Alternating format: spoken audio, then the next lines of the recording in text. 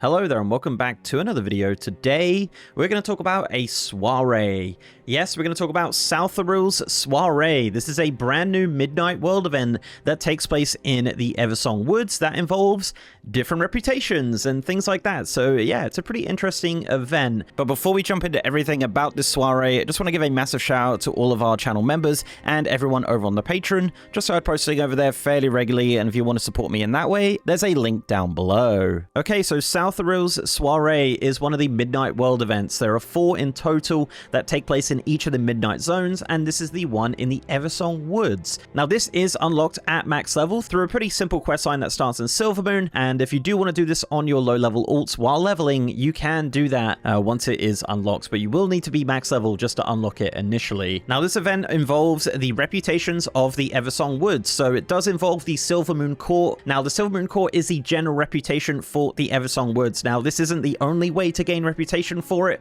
but it is one of the ways, and this will be a part of your gameplay loop to grind that rep. However, the more important part of this is the 4 sub-factions that are involved in the soiree. These are the Blood Knights, the Fast Riders, the Magisters, and Shades of the Row, and each of those has 6 ranks with 500 reputation per level. Now, the ranks are Interloper, Guest, Socialite, Trendsetter, Host, and Luminary at the max rank. And each of the representatives of them reputations actually says above their nameplate, which is a nice little touch there. I do like that. So how does this actually work? What is the gameplay here? So each week on your warband, you're going to choose one of the reputations to represent. Yeah, sounds familiar. This is from the quest Favor of the Court. So essentially here you are choosing one of the factions to invite to the soiree. Now, choosing a specific faction will also increase or reduce the amount of reputation on one or more of the other factions. Now, I gotta say, I'm actually not sure what happens at max here. Like, I assume once you hit max rank, you just don't go down, essentially, but I guess we'll find out. Maybe you'll just constantly be going up and down with these reputations as you farm it out for the rest of your life. So I'm not sure on that one. Now, choosing a faction will unlock the big weekly quest for that faction, which is to do the Defending the Runestone weekly activity. Now, we'll talk about that a little bit more in detail in a moment, but this weekly quest does reward everything you'd expect. It rewards a weekly pinnacle cache, which obviously contains gear and Void Light Marl and things like that. You also get reputation with that specific sub-faction. You'll also get 150 Brimming Arcana, which is used to purchase the rewards, and you'll also get reputation for the main zone reputation of Silvermoon Court. So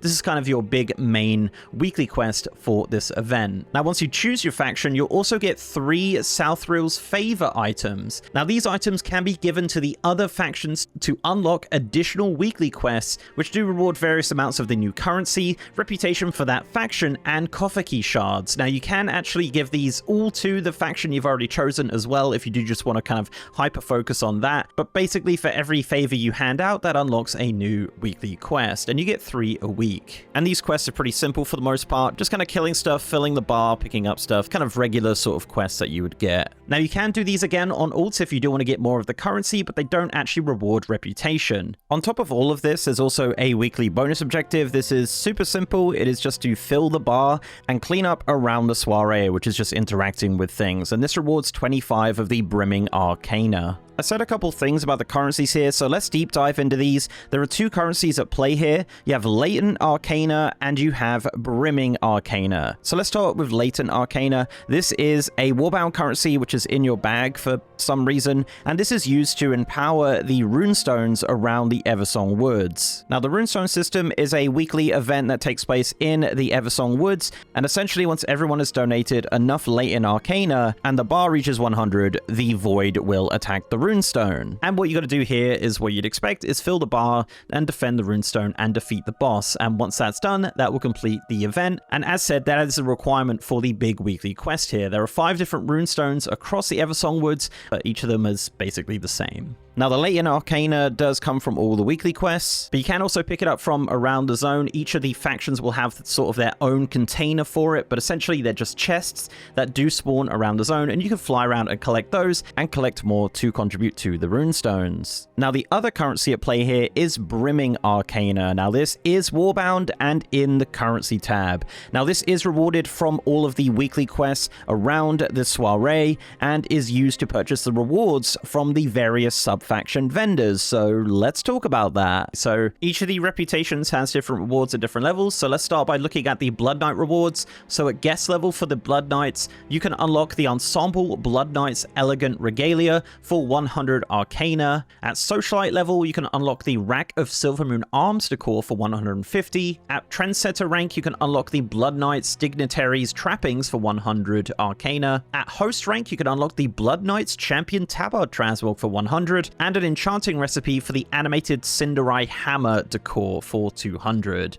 At the final rank of Luminary, you can unlock the Blood Knights Socialite Attire for 100, and the Blood Knights Recruit Shield Transmog for 200. For the Fast Riders at guest rank, you can unlock the Fast Riders Elegant Regalia for 100. At Socialite, you can get the Fast Riders Comfy Cushion Decor for 150. At Trendsetter with the Fast Riders, you can get the Ensemble Fast Riders Dignitary Wraps for 100 Arcana. At Host rank, you can get the Gilded Lightwood Wardrobe Decor for 150 Arcana. You'll also be able to purchase the Inscription recipe for the Cinderai Phoenix Quill Decor for 200 Arcana. And at the final rank of Luminary, you can unlock the Fast Riders Socialite Attire for 100 Arcana and the Fast Riders Quiver Backpiece for 200. For the Magisters, at guest rank, you can unlock the Magisters Elegant Regalia for 100. At Socialite, you can get the Sunlit Glass Mirror Decor for 150. At Trendsetter, you can get the Magisters Dignitaries Trappings for 100 Arcana.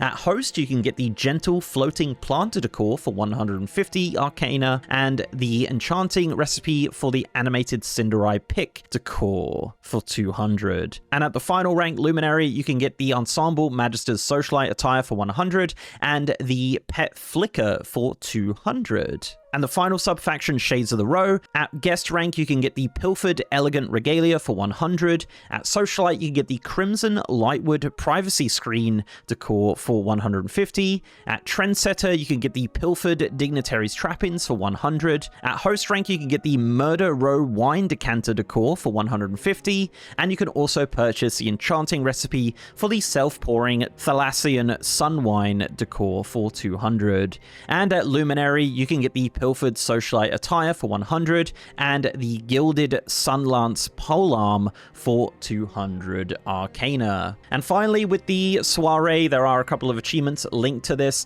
So we have Life of the Party. This is to reach maximum reputation with each of the Silvermoon Court factions in Eversong Woods. So that is all the sub-factions. And it actually does reward a mount, the Umbral Dragonhawk, which is of course one of the new Dragonhawk models that is coming in Midnight. So yeah, you actually get a mount from this. You also have the achievement, The Party Must Go On. This is to invite all 4 factions to Saltheril's Haven in Eversong Woods. This rewards the Eversong Feast Platter Decor. And you also have another achievement called Runestone Rush, and this is just to defend all of the runestones in Eversong Woods. So there are 5 of those in total. This doesn't reward anything other than achievement points. So yeah, there you go. That is Saltheril's Soiree, one of the world events in Midnight. I will be covering all the other 3 in separate videos as well, so keep an eye out for that. Let me know in the comments your thoughts on this. Obviously, a bit of shades of Undermine here and a little bit of shades of Arshgehet with the different factions and things like that. A little bit different, though, with the way that it works. So, yeah, it seems interesting. So, guys, if you did like this video, please do leave a like on it and subscribe to the channel if you haven't already. If you want to support me outside of YouTube, I'm also on Patreon, and I'm on Twitter at MrGMYT,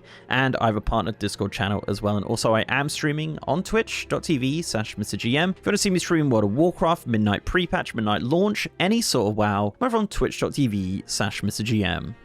And with that, guys, I'll see you next time.